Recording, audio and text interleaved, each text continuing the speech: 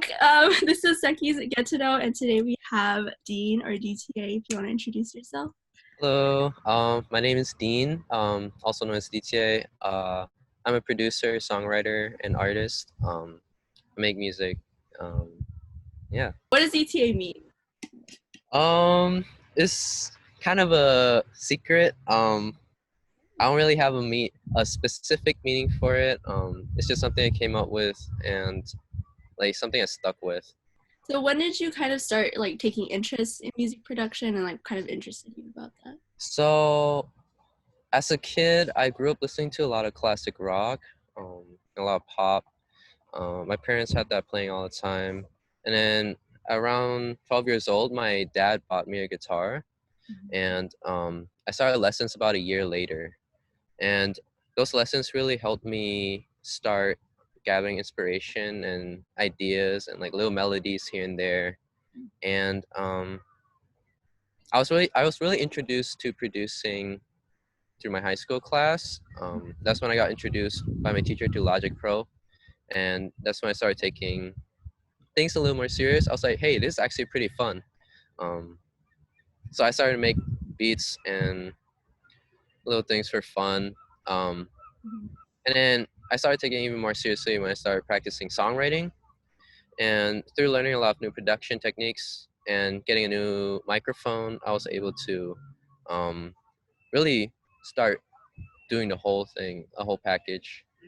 Um, and right now I have really basic equipment, but I try to work around as much as I can. And I think that even with the most minimal equipment, that I should still be able to make songs that sound good to me. And I try not to let that stop me. Who are some of your artistic influences that you kind of listen to? Um, some of my artistic influences, from the past, I listened to a lot of Queen and I love Freddie Mercury, and I really also like the Beatles. My dad also really loves the Beatles. We used to listen to it a lot. And as of now, I listen to a lot of Eden and Keshi, which is an Asian producer, singer, songwriter. What or who keeps you inspired and passionate about what you do? I would just say having my friends around, because being able to share all of my work, all my tracks with them before I release them, it just gives me a lot of joy. And seeing them able to enjoy it, it just makes me really happy. Yeah, so then can you talk about your most recent album, Restart, and kind of how like the process was starting that and how everything kind of came together with that? Yeah, so the first song on Restart actually started about 2 years ago.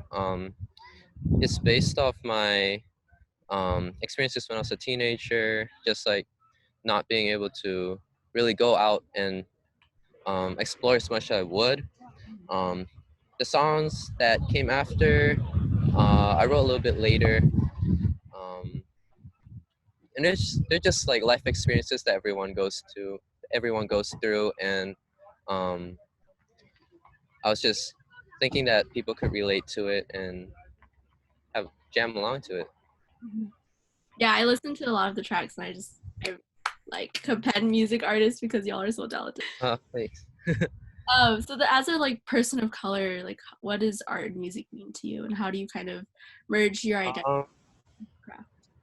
as a person of color, I see music and art as a platform um, to let your voices be heard, and really being able to utilize that platform and being able to reach so many people nowadays in a digital age, it's just really empowering. And then how have your experiences like music making made you more resilient in your passion to create? Um, so as an Asian, I never really had the chance to connect with my cultural side throughout my childhood due to being raised in a really stereotypical white neighborhood. And going to high school, while that was pretty diverse, didn't really have many Asians.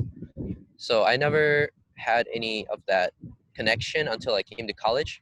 And that's where I discovered a really large Asian community here. Mhm. Um, and being in this community really helped me learn and understand not only my own culture, but their cultures as well.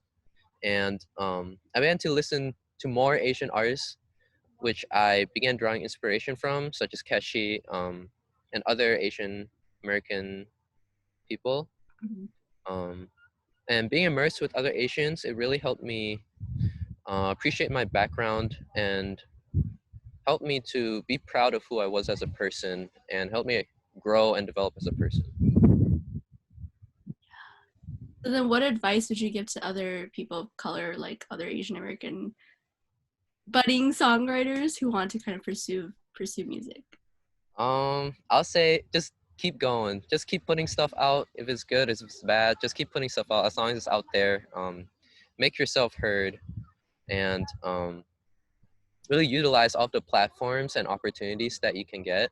And moving into like the more personal realm, like what kind of defines you and makes you confident? Being able to meet so many new people here throughout my college experience, um, and it's really propelled me to where I'm at today.